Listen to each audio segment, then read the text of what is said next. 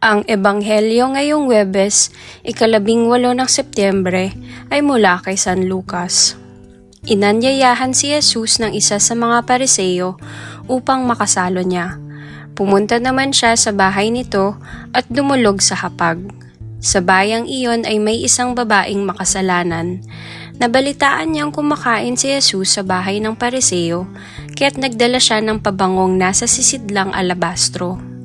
Lumapit siya sa likuran ni Jesus sa gawing paanan. Umiiyak na binasa niya ng kanyang mga luha ang mga paa ni Jesus. Pinunasan niya ng kanyang sariling buhok, hinalikan, at binuhusan ng pabango ang mga paa nito.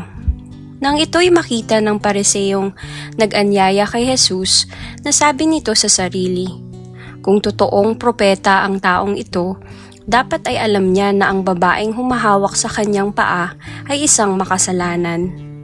Bilang tugon sa iniisip ni Simon, sinabi ni Jesus, "Simon, may sasabihin ako sa iyo." "Ano po iyon, Guro?" sagot niya. Sinabi ni Jesus, may 2 taong may umutang sa isang nagpapahiram ng pera. 500 salaping pilak ang inutang ng isa, at 50 salaping pilak naman ang sa ikalawa. Nang hindi sila makabayad, kapwa sila pinatawad. Ngayon, sino kaya sa kanila ang higit na magmamahal sa pinagkautangan? Sumagot si Simon, "Sa palagay ko po'y ang pinatawad sa mas malaking utang." "Tama ang sagot mo," tugon ni Jesus. Nilingon niya ang babae at sinabi kay Simon, "Nakikita mo ba ang babaeng ito? Pumasok ako sa iyong bahay at hindi mo man lang ako binigyan ng tubig para sa aking mga paa. Ngunit hinugasan niya ng luha ang aking mga paa at pinunasan ang mga ito ng sarili niyang buhok.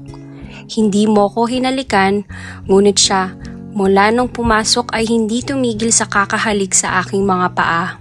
Hindi mo nilagyan ng langis ang aking ulo, subalit binuhusan niya ng pabango ang aking mga paa. Kaya't sinasabi ko sa iyo, malaki ang kanyang pagmamahal sapagkat maraming kasalanan ang pinatawad sa kanya. Ngunit ang pinatawad ng kaunti ay kaunti rin ang pagmamahal." At sinabi niya sa babae, "Pinatawad na ang iyong mga kasalanan." At ang kanyang mga kasalo sa pagkain ay nagsimulang magtanong sa sarili, "Sino ba itong naggangahas na magpatawad ng kasalanan?" Ngunit sinabi ni Jesus sa babae, "Iniligtas ka ng iyong pananampalataya. Umuwi ka na."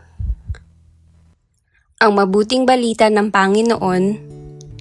Ang ating faithful reflection ngayon ay isinulat ni Brother Paulo Fresnosa, Sower.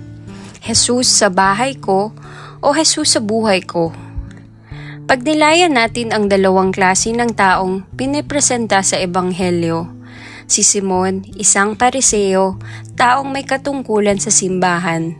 Ang pagtupad ng mga batas ng Diyos ang nagbibigay pride sa kanya.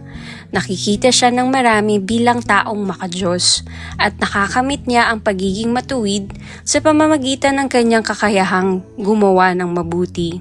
Deserve niyang bumisita sa kanya si Hesukristo. Para bang tahimik na sinisigaw niyang, "Naging maayos ako, naging mabait ako, tinupad ko ang mga utos mo, nagsiserve ako, nararapat lang na matanggap ko ang pinaghirapan ko. Pasok ka, Lord, sa bahay ko." Samantalang itong isang babaeng kilala sa publiko na makasalanan, wasak ang reputasyon, walang maipagmalaki, meron lamang luha, langis, buhok bilang pamunas, halik ay desperadong nakasubsob at nakapagpapakumbabang magbalik loob. Ang meron lamang siya na wala si Jesus ay kasalanan at ibinibigay niya ang lahat ng ito sa kanya na tila nagmamakaawa. "O Jesus ng buhay ko, papasukin mo ako sa kaharian mo." To whom do we identify ourselves with? Ang isa, nagpapasok kay Hesukristo, samantalang ang isa pa, nagmakaawang papasukin siya ni Hesukristo sa kaharian nito. Ang isa, sa bahay niya, at ang isa naman ay sa buhay niya. Ang Ebanghelyo ay hindi lamang mga kwento para maging maalam tayo o maging mabait, madasalin, palasamba, matulungin o maawain. Ito'y para din talikdan natin ang kasalanan at magbalik loob sa Diyos. Manalangin tayo. O Jesus ng buhay ko, maawa ka sa akin. Amen. Sa ngalan ng Ama, ng Anak at ng Espiritu Santo. Amen.